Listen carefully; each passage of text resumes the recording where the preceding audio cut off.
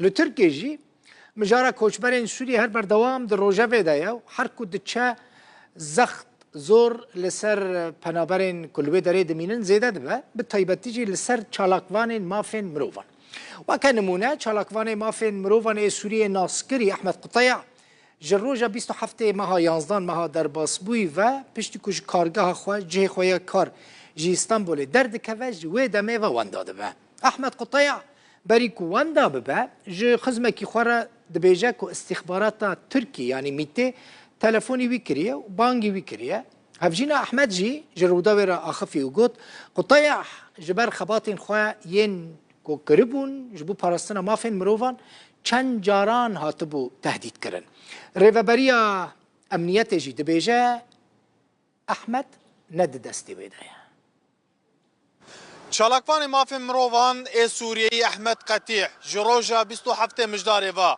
پشتی لوفیسا خویا کار یال یوسف پاشا استانبول دردکوه وندایه احمد قطیع نال کدری و دسته کدایه اجنه دیاره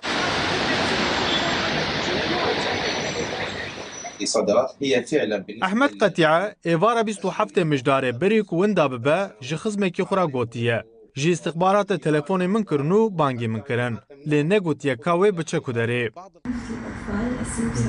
هفجین احمد قطیع جبر سده من اولهیه نخوازن ناسنامه و ریه خو اشکره بکه لگوری هفجیناوی دبیجه احمد قطیع جبر خباتین خود چند جاران گفلی هاتبو خوارن هفجیناوی دزانین احمد قطیع بریا وندا ببه ده تلفون دا جهفجین اخورا گوتیه از نهاتین ماله پشتی که نچویه مال هفجیناوی تلفون کریه لی تلفوناوی گرتی بویه أكيد هو قبل هيك تعرض كثير لضغوطات وتهديدات من جهات متعددة. بيجمان بريانها أو جيجلك آليان فراستي زغطو قفان هاتبو ليه هركاتي وان جمرانا قوتبو كو أو تشكا سنيان تشالينا لأذفي باش دزانم وبأوايك دمكي حتى كروش آرام دبا إن شاء الله دي فيجار الشالاكيين خوين مافناسيه وينا فيتو آليك أولهي جمرانا قوت تاني أذفيك دزانم.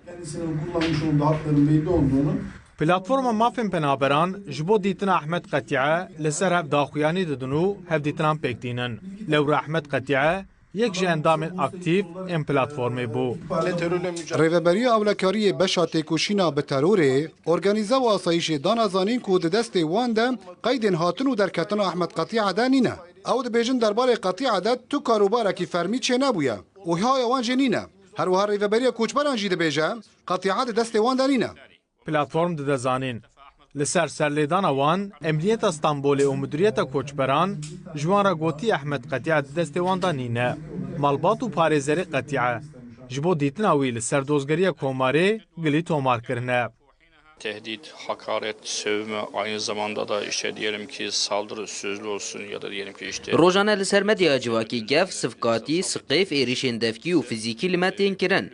Ji bo meriya têkoşîna ji bo mafê penaberan diyare û em berdêla vê didin. Ve bedeli ödüyoruz. Li ser giriyê malbata Ahmed Qetiye, kamerayên li derdora kargeha wî hevdîtinên telefonê û telefona wî dê werin şopandin. İlginç bir şekilde Türkiye'de بالکشه لی ترکیه مخالفت جدستهلات ویدتر پولیتیکای نتوپرست و دجاتیا پناوران بریوه دبه.